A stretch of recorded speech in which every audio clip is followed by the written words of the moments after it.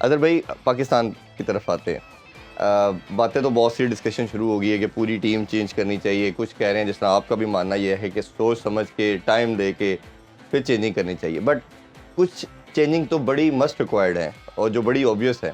हम स्टार्ट से चलते हैं सारा, ताकि क्लैरिटी के साथ इस पे बात होती रहे। एक तो ये है कि स्टार्ट में फ़खर ज़मान से करना चाहूँगा।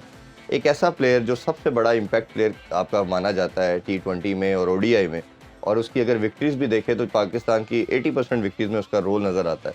वो चलता है तो पाकिस्तान सिंपली जीत आज जाता है।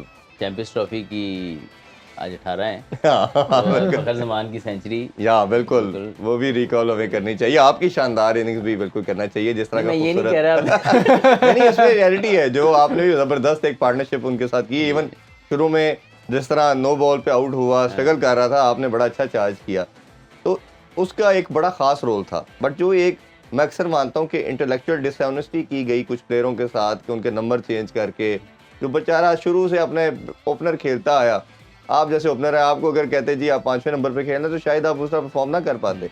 तो फ़खर मेरी नज़र में एक वेस्टेड प्लेयर है। तीसरे पे भी खैर ठीक ही है, बट जब चौथे 5वें नंबर पे जाता है तो उसका कोई हमें इम्पैक्ट नज़र ही नहीं आता टीम में। एक तो उसे एज ए प्लेयर कैसे देखते हैं, और कई अब ये भी बात कर रहे हैं कि अगर बाबर को रिप्लेस किया जाता है तो फिर आप शाहीन की तरफ ना आ जाएं, क्योंकि शाहीन को रखेंगे तो फिर ये एक कॉन्ट्रडिक्शन पैदा विद इन अ टीम हो जाएगा कि किसी और ऑप्शन पे जाना चाहिए। तो क्या ऑप्शन आपको लगती है? देखिए, आपने फ़खर का नाम, फ़खर भी ऑप्शन हो सकता है क्योंकि काफ़ी अरसे से वो भी क्रिकेट खेल रहा है, और आई फील कि एक तो उसका स्टाइल ऑफ प्ले भी एग्रेसिव है, तो he can always play with aggression.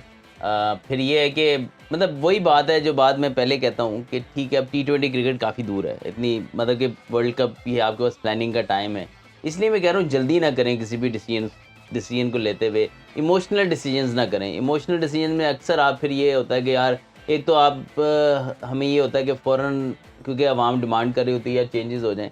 लेकिन जब आपके पास टाइम है ना, तो टाइम लेके डिसीजन करें। ये नहीं है कि अभी अगला एशिया कप कोई आ रहा है या कुछ कोई ऐसा टूर्नामेंट आ रहा है जिसमें आपने T20 का कप्तान बनाना है, ऐसा कोई चीज़ नहीं है। आप रिलैक्स हो जाएँ, जो प्लेयर्स आ जाएँ, फीडबैक लें, मैनेजर, कोच सबकी रिपोर्ट्स पढ़ें, जी। क्योंकि ये सारी रिपोर्ट्स लिखेंगे अभी।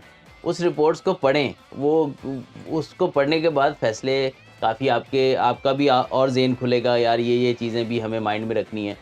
तो आई फ़ील के बहुत जल्दी डिसीजंस किए हुए ना आप फ़ौरन से, वो रिएक्टिव लगते हैं कि रिएक्ट किया आपने किसी हुँ। चीज़ पे, और दूसरा है वो फिर इन दी एंड आप महीने, 2 महीने या 3 महीने बाद सोचते हो यार ये वाला डिसीजन गलत हो गया, ये थोड़ा हम संभल के करना चाहिए था। जी। आई फ़ील कि थोड़ा-सा टाइम लेकर डिसीजंस करें।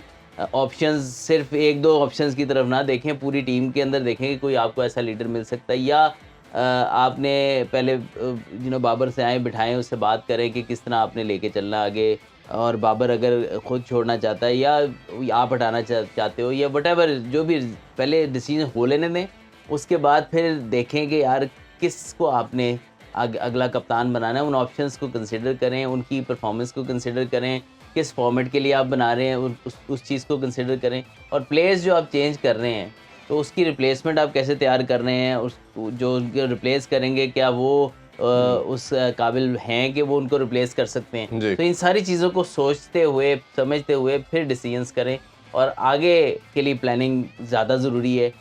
उसके लिए आप अभी से जो है वो डोमेस्टिक के अंदर जो चेंजेस लानी है आपने, और अपनी प्लानिंग के अंदर जो चेंजेस लानी है, सिस्टम के अंदर जो चेंजेस लानी है, वो आप फ़ौरन करें। वो तो आपको हुँ।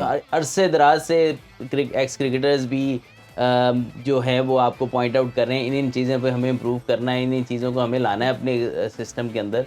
तो वो जब तक आप नहीं लाएंगे तो फिर हम इसी तरह ही, जैसे चैंपियंस ट्रॉफी हमने 2017 में जीती जी। थी, उसके बाद हमने कोई ट्रॉफ़ी नहीं जीती। इसी तरह एक आधा टूर्नामेंट हम जीत जाएँगे। लेकिन अगर आपने सिस्टम को अच्छा करके आपने इस तरह की परफ़ॉर्मेंसेस को कंसिस्टेंट रखना है, हाँ, तो फिर आपको फिर करना आपको पड़ेगा, आपको वो चीज़ें करनी करनी पड़ेंगी। पड़ेंगी।